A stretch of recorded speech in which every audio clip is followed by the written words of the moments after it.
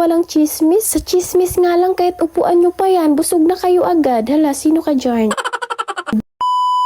A day in my life as a student, ang inyong Kizanyan vlogger na pinadala ng Panginoon dito sa AUP para mangarap. Another day, syempre another vlog na naman tayo mga B. Samahan nyo nga pala ako, napakaganda ng init ngayon kaso nga lang mahangin. Napapansin nyo naman yung labas, mahangin talaga mga B. Kagigising ko nga lang pala ng mga oras na yan. Pagpasensyahan nyo na kung tanghali na ako nagising. Paano ba kasi ang babaeng to 2 AM palang gising na? Hala, sino ka dyan? Di ko alam kung bakit ako nagpupuyat, nagising lang talaga ako bigla. Siguro may nakaalala sa akin. Hala, sino ka dyan? Balik nga tayo sa usapan natin mga B. Sa mga oras na yan, nagpapainit nga pala ang babaeng to. Kasi nga sabi ng kuya ko, para hindi ako lagnatin na tao, dapat ako magpainit. At ayan na nga ni, nagpainit na nga ni ang taong ito mga B. Pagkatapos ko nga pala magpasikat ng araw na yan mga B, pumasok na ang babaeng ito kasi gusto ko nang maligo at sobrang init na talaga. Paano ba kasi nagpasikat ng araw ng tanghali na? Syempre, mainit na yon. Pagkatapos ko nga pala maligo dyan, naglakad na agad ako papuntang AUP at nakarating na ako ng AUP. Sinundo naman ako ni Clarence sa gate at ayan, nakarating na kami dito sa aming class. Naglip tint nga pala si Clarence sa mga oras na yan kasi nga madry daw ang kanyang lips at ayan na nga mga B, nag-i-start na yung klase namin, hindi pa pala. Joke lang po. Nabigla kasi ako sa ikot ng kamera kaya sabi ko nag-start na yung class namin.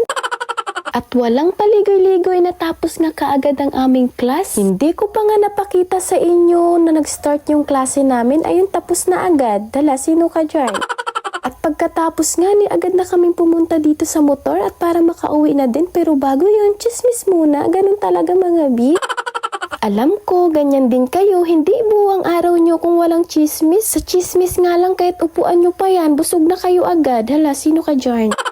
Dahil hindi nga kami expert ni paring Clarence sa chismis na yan, ayan, pumila na kami sa cafeteria kasi nagutom kami agad, di ba? Kaya payo ko sa lahat ng mga chismosa dyan, ay haba kumain din kayo mga B, baka sa sunod kayo na naman yung i-chismis. Sala.